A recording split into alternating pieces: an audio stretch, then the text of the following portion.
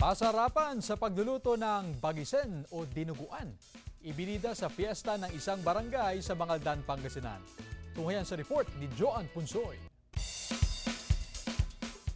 May putahing binabalik-balikan sa Barangay Bantayan, Mangaldan, Pangasinan, ang bagisen o mas kilala sa tawag na kaluskus.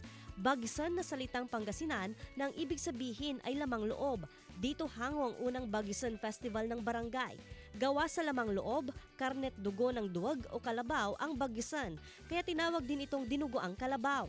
Di gaya ng sinanglaw ng mga Ilocano, ginigisa lang ito sa bawang at sibuyas at walang luya. Ang nagbabalanse raw sa lasa ng bagisen, ang suka o nagbibigay asim. Yung iba, kanya-kanyang nilalagay na pampasim.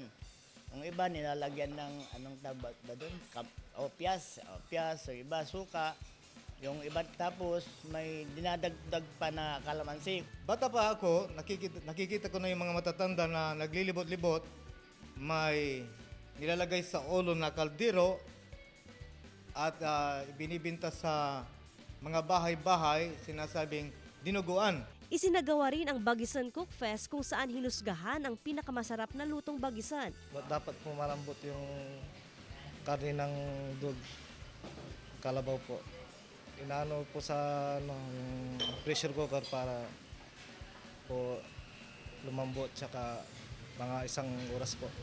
Pero dahil gawa sa lamang loob, mataas ito sa uric acid na pwedeng magdulot ng gout at iba pang sakit. Kaya paalala ng health expert, eat moderately para ma-enjoy ang bagisen. Kasama si Ron Alistair Taniedo, Joan Punsoy, One North, Central Luzon.